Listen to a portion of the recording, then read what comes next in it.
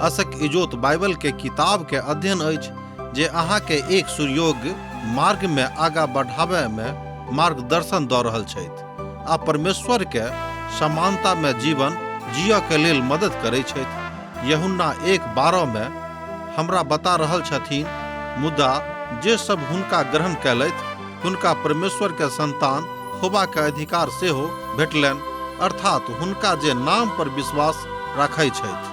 कृपया देखू, सुनू, जाहिसँ अहाँ एक सच्चा जीवन जियक प्रयास करू। आशा के इजोत मैथिली कार्यक्रम में हम एक बेर और अहाँक अभिनंदन प्रभु यीशु मसीह के मीठ आ पवित्र नाम से कह रहल छी। आजुक दिन हमरा सब पुनः कुलुसियो के पोथी के अध्ययन करबाक लेल उपस्थित छी। आजुक दिन हमरा सब एहि पोथी के 2 अध्याय के 5 पद से लऽ कऽ 10 पद धरि अध्ययन करब। एहिठाम हमरा लोकनि एकटा बातक देखैत छी, ओ ई थिक कि प्रभु यीशु मसीह के दास संत पौलुस एहि बातक बाजि रहल छथि, बता रहल छथि कि जँ केओ अहाँक सन्मुख में आबि कऽ लुभाबऽ वाला गप कऽ रहल छथि तऽ हुनक लुभाबऽ वाला बात में अहाँ नहि आयब, आ नहि तऽ ओ अहाँके एम्हर ओम्हर कऽ देत, अहाँके ठकि लेत। हुनक कथा बहुत लोकक अपना दिस खींच लैत अछि। किनक कथा तऽ जे केओ लुभाबऽ वाला गप करैत छथि ओ तथ्य अछि, अर्थात वह तथ्य प्रभुक संगे अहाँक संबंधक प्रगाढ़ करैत अछि। एहिठाम हमरा लोकनि देखैत छी कि संत पौलुस चाहैत छथि कि हमरा सभक संबंध प्रभु यीशु मसीह संगे प्रगाढ़ भऽ जायके। यह बात बड्ड संभावित अछि, यह बात बड्ड नीक अछि कि हमरा सभक संबंध अपन उद्धारकर्ता प्रभु यीशु मसीह के साथ प्रगाढ़ नित प्रति होल जायत बा भेल जायत। यह बात हमरा लोकनि आजुक दिन सिखबाक लेल उपस्थित छी। मुदा प्रभुक पवित्र वचन मनुखक हृदय के पवित्र कऽ दैत अछि, आर यह बात अहाँक अंतर मन में आबि कऽ जहन बैस जायत तहन अहाँ बुझबै जे परमेश्वरक वचनक महत्व कतेक महत्वपूर्ण थिके। अर्थात परमेश्वर ओहि बातक जे अहाँक जिंदगी में पहिने छल तकरा ओ धोइ कऽ परिशुद्ध कऽ देने छथि। ओ परम पवित्र परमेश्वर छथि, आर ओ अहाँक अपन सोनित सँ अहाँक जे बुराई छल, अहाँक अंदर में जे खराबी छल, तकरा ओ धोइ कऽ परिशुद्ध कऽ देने छथिन। अब हमरा लोकनि आजुक दिन कुलुसियो पोथी के 2 अध्याय के 5 पदक देखब। कियाक तऽ जँ हम शारीरिक भाव सँ अहाँ सँ दूरो छी, एक बादो आत्मिक भाव सँ हम अहाँक नजीकी में छी, आर अहाँक विधि के अनुसार चरित्र और अहाँक विश्वासक जे मसीह यीशु में अछि दृढ़ता के देख कऽ प्रसन्न भऽ जाइत छी।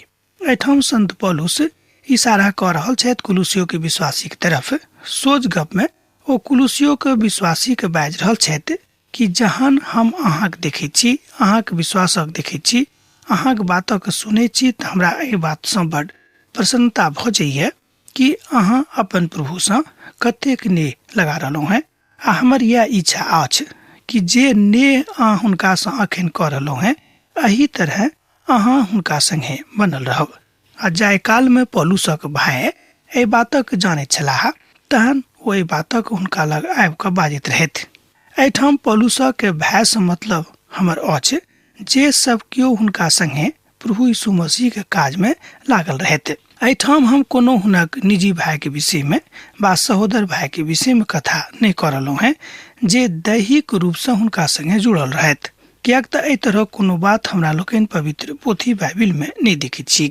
एहिठाम जे आदेशात्मक तथ्य थिक ओ यह थिक कि हमरा सबके सेना के यहोवा परमेश्वर अर्थात प्रभु यीशु मसीह संगे हुनक आदेशक अनुसार चलबाक अछि आ हुनक विधि के अनुसार अपन काज करबाक अछि।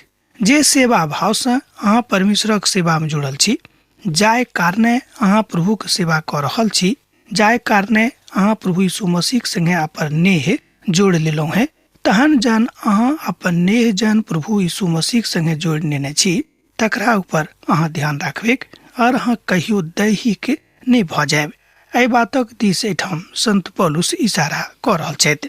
पौलुस एहि तरहक बातक हमरा सब गोटे के अर्थात जे केओ विश्वास प्रभु यीशु मसीह के ऊपर करैत छथि हुनका ऊपर, हुनके हमरा सब विश्वासी कहैत छियनि। विश्वासी के एहि बातक को लिख रहल छथि।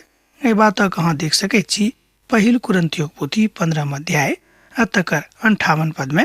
एहिठाम संत पौलुस बाजि रहल छथि कि जे अहाँ परिश्रम, जे अहाँ मेहनत, जे अहाँ प्रयास प्रभु यीशु मसीह के लेल कऽ रहल छी बा उनका में कयने छी, ओ अहाँके कहियो अकारथ नहि होइत, ओ कहियो व्यर्थ नहि जायत। आ हमरा लोकनि ओहि पदक देखी पहिल कुरिन्थियों पोथी 15 अध्याय आ तकर 58 पद। तैं हे हमर भाई, दृढ़ आर अटल भ जाऊं आर प्रभु के काज में सर्वदा बढ़ैत जाऊं, कियाक त ई त अहाँ जानते छी कि अहाँ के परिश्रम प्रभु यीशु मसीह में कहियो व्यर्थ नहीं होइते। एहि तरह हमरा लोकनि देखै छी कि परमेश्वरक वचन जे एहिठाम हमरा लोकनि संत पौलुसक माध्यम सँ पाबि रहल छी, सीख रहल छी, हमरा सभक जिंदगी के लेल बड गुणकारी अछि। पौलुस ई चाहैत छथि जे ओ सब लगातार एही तरह अपन संबंध प्रभु यीशु में बनौने राखे के। एक बेर और ध्यान दियौ, संत पौलुस के हृदय के इच्छा छनि कि ओ सब अर्थात कुलुसियों के विश्वासी सब, ई इशारा हमरो सभक दिस अछि कि हमरो सब अपन संबंध जे प्रभु यीशु मसीह संगे अखन भ गेल अछि तकरा बनौने राखी, तकरा नहीं तोड़िए आ नहीं तकरा कमजोर करिए। एहिठाम अहाँ एहि बातक देख सकैत छी एही पोथी के 2 अध्याय के 6 पद में, अर्थात कुलुसियों के पोथी तकर 2 अध्याय आ 6 पद। तैं जेना हम मसीह पर विश्वास करैत छी वही तरह विश्वास करैत रहब। हमरा संगे देखियो, तैं जेना हम मसीह पर प्रभु पर बुझ क ग्रहण कने छियन वही तरह हुनके में चलित रहूं। एक बेर और देखियो, तैं जेना हम मसीह यीशु का प्रभु बुझ क ग्रहण कने छिये वही तरह हुनके में चलित रहूं। मसीह के रूप में की अछि, की अर्थ अछि, एहि बातक हमरा लोकनि के बुझबाक अछि। मसीह के रूप में, एक बेर और ध्यान दियौ, मसीह के रूप में की अर्थ ओकर होइ छै तकरा हमरा लोकनि एहिठाम देखैत छी। मसीह के अर्थ यह होइत अछि कि हुनका छोड़ि कऽ आ दोसर केओ नहि। तेकर मतलब यह भेलै कि प्रभु के छोड़ि कऽ, यीशु के छोड़ि कऽ आर दोसर केओ नहि, खाली यीशु मसीह, मात्र प्रभु यीशु मसीह, जिनका पिता परमेश्वर, जिनका पवित्र परमेश्वर एहि संसार में पठौने रहथि। अब तो स्पष्ट भ गेल होइते कि हुनक एहिठाम गप की रहनि। संत पौलुस एहिठाम बताबे के यह इच्छा राखैत छथि कि अहाँके बा हमरा अपन उद्धारकर्ता में नित प्रतिदिन परिपक्व होयबाक अछि। एही द्वारे प्रभु यीशु मसीह हमरा सब गोटे सँ नेह करैत छथि कि हमरा सब गोटे के अपन प्रभु में परिपक्व होयबाक अछि आर ओ एहि तरह के एहि बातक देखैत छथि। तैं हुनका संगे चलू और अपना आप के प्रभु के महिमा में बना कऽ राखू। यह अछि प्रभु के दयालुता के बात, यह अछि हुनक सहभागिता के बात जे प्रभु में अब अहाँक संगे आबैत अछि। अहाँक हर हालत में, हर परिस्थिति में, हर परिप्रेक्ष्य में यीशुक संगे रहबाक अछि, यीशुक संगे चलबाक अछि, यीशुक बातक मानबाक अछि। यह बात एठाम संत पौलुस कुलुसियों के कलीसिया के विश्वासी के समझा रहल छथि, ओहिठमक लोकक को बता रहल छथि और हुनके में जड़ पकड़ैत जाऊं आ बढ़ैत जाऊं और जेना अहाँ के सिखावल गेल छलहुं हैं वही तरह बढ़ैत जाऊं और अत्यंत धन्यवाद करित रहूं। कुलुसियों के पोथी 2 अध्याय तकर 7 पद वो आगा कहैत छथि कि आर हुनके में जड़ पकड़ैत जाऊं आ बढ़ैत जाऊं और जेना अहाँ को सिखावल गेल छलहुं हैं वही तरह बढ़ैत जाऊं और अत्यंत धन्यवाद हुनका करैत रहूं। हमरा सब गोटे के अपन प्रभु के, अपन पिता के, अपन मीत के, अपन उद्धारकर्ता के धन्यवाद देबाक अछि। कतौ सँ तो अपन हार्दिक हृदय सँ, अपन हृदय के गहराई सँ, जतेक गहीर स्थान में अहाँ जेबे अपन हृदय में, ओतबे गहराई सँ, ओतबे गहीर स्थान सँ अहाँ प्रभु के धन्यवाद कह सकैत छी। अपना आप का पैघ नहीं बुझियो, मुदा जेना संत पौलुस अपना आप का छोट कह देने रहते वही तरह अहूँ बा हम अपना आप का छोट कह कऽ अपन प्रभु के, अपन यीशु के बुझिए के। जेना हमरा लोकनि जाने छी कि जहन प्रभु यीशु मसीह इस संसार में आयल रहते तो अपना आप का शून्य कह देने रहते आर वो पिता के महिमा के लेल सब किछ संसार में आबि कऽ सह लेलखिन कियाक तो हमरा सब गोटे के सिखावा चाहैत रहैत कि एहि संसार में हमरा सब गोटे के कोना रहबाक अछि। इफिसियो के पत्री में संत पौलुस कहैत छथि जे आधार तऽ यीशु मसीह छथि आ नव जिंदगी सेहो यीशु मसीह थिकाह। तैं हमरा सभक अब एम्हर उम्हर ताके के कोनो जरूरत व आवश्यकता नहीं अछि। हमरा सबके अब प्रभु के संगे रहबाक अछि, कियाक तऽ हुनका सबके हम जाय बातक बतौने छियनि वह बात ओ सब सीखने छथि। आगां संत पौलुस बाजि रहल छथिन कि अब हमरा सबके जे प्रभु के ज्ञानक अनुसार हमरा सब जहन प्रभु यीशु मसीह का अपन उद्धारकर्ता के रूप में ग्रहण करने छियनि, तहन अब हमरा हुनके विधा में हुनके वचनक अनुसार हुनके संगति में बनल रहबाक अछि। यह सबसँ पैघ काज अछि। यह बात हमरा लोकनि बहुत बेर नहीं करैत छी और तैं हमरा सभक लग परमेश्वरक ज्ञानक कमी भऽ जाइ छै। प्रभु में अहाँ जड़ पकड़ैत जाउ, कियाक तऽ यीशु एहि बातक लेल अहाँक स्थापना कयने छथि, अर्थात अहाँक उद्धार कयने छथि, अहाँक स्थापित कऽ देने छथि। हमरा लोकनि जानैत छी कि स्थापित लोक वा मनुख कोना होइत छथि। हमरा लोकनि जानैत छी जे लोक कहत कि अमुक संस्था के स्थापना हुनका द्वारा भेल रहनि, अमुक विद्यालय के स्थापना ओ कयने रहथि, अमुक बाड़ी के स्थापना हुनका हाथे भेल रहनि। एकर अर्थ की होइत अछि? ओहि आदमी के द्वारा जे मनुख ओहि विद्यालय के ओहि बाड़ी के स्थापना कयने छलाह, अपन संपूर्ण जिंदगी के प्रेम ओहि में लगौने रहते। अब हमरा सब एहि बातक लग आबि गेल छी जे जाय अध्यायक बड़ महत्वपूर्ण बात से होती के ओ अछि दर्शनक के ऊपर बतावल गेल गप। अब हमरा सब देखब दर्शनक ऊपर बतावल गेल बात। चौकस रहब जायसँ केओ अहाँके ओहि तत्व ज्ञान और व्यर्थ धोखा के द्वारा अहेर नहीं कलित जे मनुखक परंपरागत मत और संसारक जकाँ शिक्षकक अनुसार अछि, मुदा मसीह के अनुसार नहीं। एठाम संत पौलुस बाजि रहल छथि पद 8 में कि अब हमरा सबके जे तत्व ज्ञान मसीह के ज्ञान भऽ गेल अछि, ओहिमे धोखा खाय के कोनो जरूरत नहीं अछि। मुदा हमरा लोकनि प्रभु के चिन्ह गेल छी, तैं कोनो तरहक दर्शनक बात में आबि कऽ प्रभु के छोड़बाक जरूरत नहीं थीके। सावधान रहब, ध्यान राखब, देखू अहाँके ईश्वर सँ अलग करबाक लेल, अहाँके यीशु मसीह सँ फरक करबाक लेल बहुत दर्शनार्थी अर्थात एहि संसारक के बहुत तरह के दर्शन मानय वाला लोक अहाँके भटकेबाक लेल कोशिश कऽ रहल छथि। दर्शन एकटा जिंदगी के हिसाब किताब थिक, एकटा जिंदगी के एहन बाट थिक कि लोग बुझैत छथि कि हमर यह विचार यह बात हमरा प्रभुक लग लऽ जायत, मुदा वास्तव में वो बात नहीं रहते अछि। एहि बातक हमरा लोकनि एना सीख सकैत छी। एक गोटे कहलनि कि हमर जिंदगी के दर्शन यह अछि कि जतेक अहाँ आनंद मना सकी, जेना जेना अहाँ आनंद मना सकी, जेना जेना अहाँ लोकक सता सकी, कियाक तऽ ई जिंदगी दोसर बेर अहाँके नहीं भेटत। एहि जिंदगी में अहाँ ई सबटा काज कऽ लिअ, आ जे केओ एहि जिंदगी में ई सब काज नहीं करतैथ तऽ हुनक जिंदगी अकारथ भऽ जेतनि।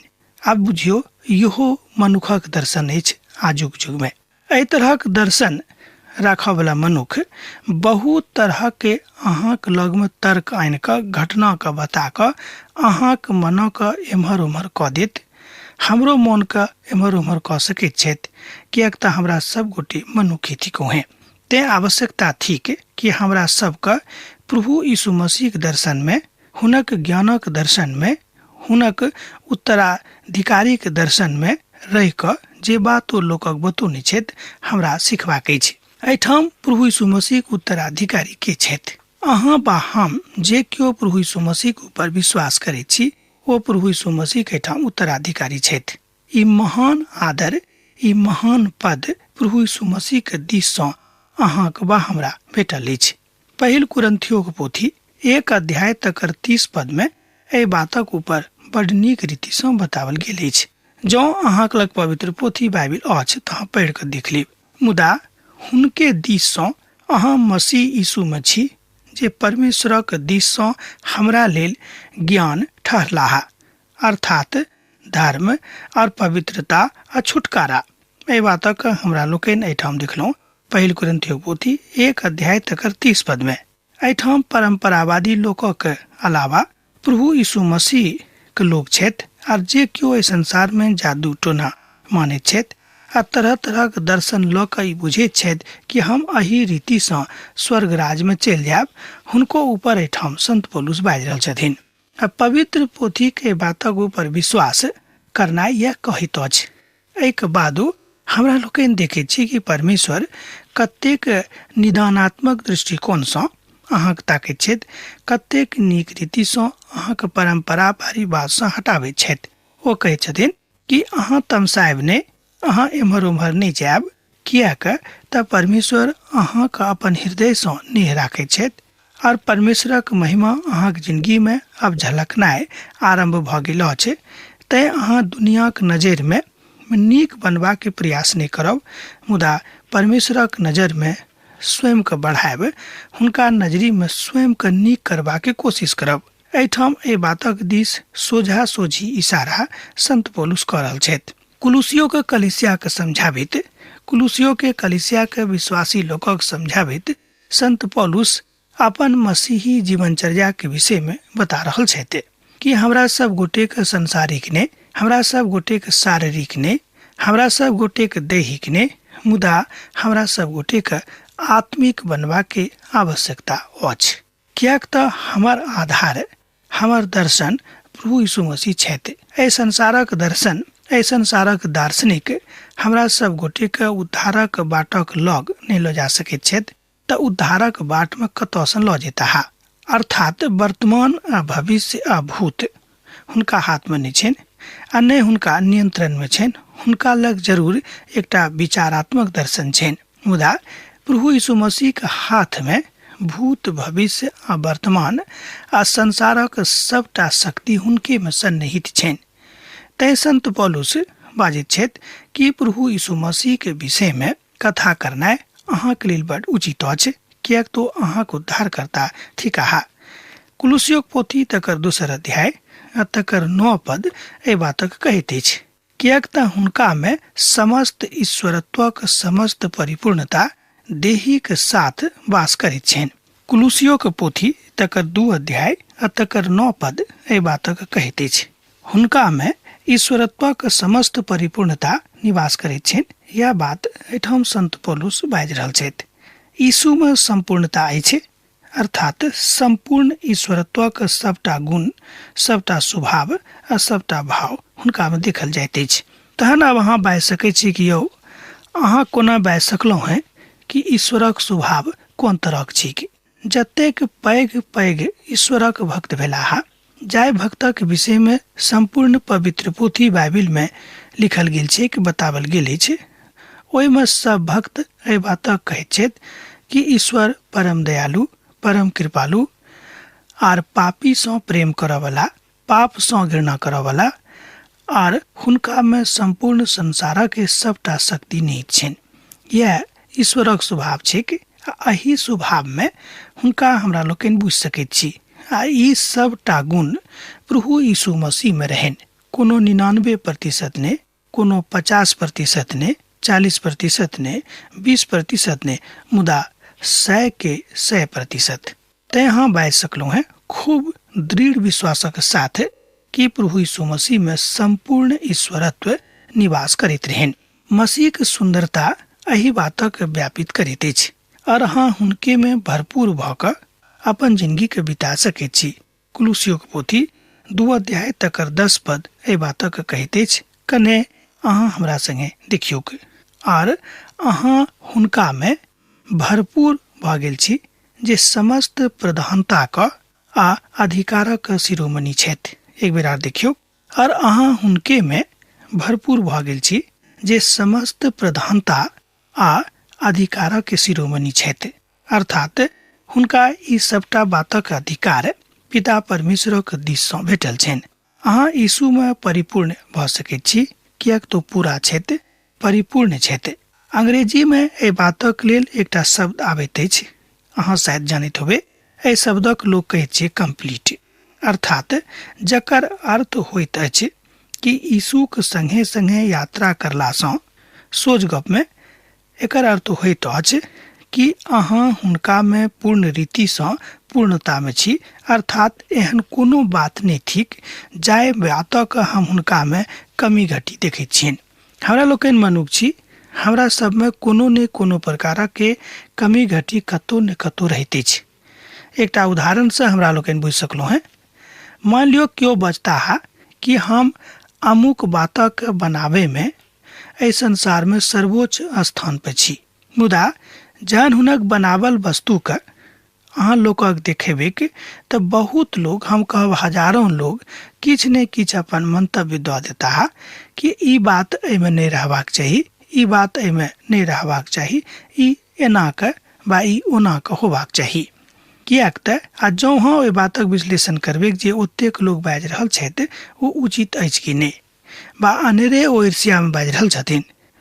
जहन हाँ ओहि बातक विश्लेषण करबै तऽ पाएब कि जतेक लोग एहि बातक बाजने रहते ओ बात सत्य थिक आ ई बात सचमुच में ओ तऽ कमी छिक।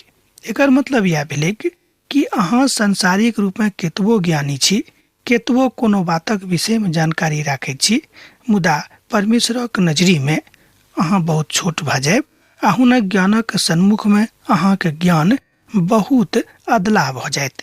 तैं एहिठाम संत पौलुस बाजि रहल छथि कि हुनक परिपूर्णता में, अर्थात मसीह के परिपूर्णता में अहाँके खूब नीक जकाँ आगाँ जेबाक अछि। यह आरंभिक बातक हमरा लोकनि सीख रहल छी आ यह अंतिम बात सेहो थिक कि हमरा सब हुनके में आरंभ कऽ कऽ, अर्थात यीशुक संगे आरंभ कऽ कऽ हुनके में हमरा लोकनि एहि बातक अंत करी तऽ बहुत नीक भए जायत आ बहुत नीक सेहो होइते। ई यह स्थान अछि, बा अहाँ बाजि सकलहुँ हैं कि वह स्थान अछि जतऽ पिता परमेश्वर अहाँक संगे छथि, जतऽ पिता परमेश्वर आजुक दिन में अहाँक संगे विराजमान छथि। आवश्यकता अछि आजुके कि हमरा सब ओहि सबटा बातक अपन जिंदगी में मानियक और संसारक कोनो दर्शन का अपना जिंदगी में जगह व स्थान नहीं दिए। जे दर्शन आ जे हिसाब किताब प्रभु यीशु मसीह हमरा सब गोटे सिखौने छथि तकरे अनुसार हमरा लोकनि एहि जिंदगी में चलिए के ई आवश्यक अछि। हम कहब आवश्यके ने, मुदा बहुत बेसी आवश्यक अछि। लजाबैके जरूरत नहीं अछि, लाज नहीं करब, किएक तऽ अहाँ प्रभुक लेल काज कऽ रहलहुँ हैं। एहिमे लज्जा के कोनो गप नहीं थिके। बहुत बेर लोग बहुत बातक संसारिक दर्शनक कारणे एहि बातक लाजक वस्तु मानैत छथि, मुदा हम अहाँ से कहब कि अहाँ खूब नीक काज कऽ रहलहुँ हैं। अहाँ लजायब नहि, किएक तऽ पिताक साथ अहाँक संगति अछि, प्रभु यीशु मसीहक संगे अहाँ चलि रहलहुँ हैं। तहन अहाँ एहि संसारिक ज्ञानसँ परे भऽ गेल छी आर आत्मिक ज्ञान में स्वयं के सन्निहित कऽ नेने छी। एहि तरह हमरा लोकनि देखैत छी कि परमेश्वरक महान ज्ञान अहाँक लगै छै। अब हमरा एहिठाम विदा दिअ, किएक तऽ अहाँ से विदा होय के हमर बेरा भऽ गेल अछि। हमरा एहिठाम पाती लिखैत रहब, हमरा बिसरायब नहि। यीशुक नेह अहाँक जिंदगी में बनल रहेक। आमीन।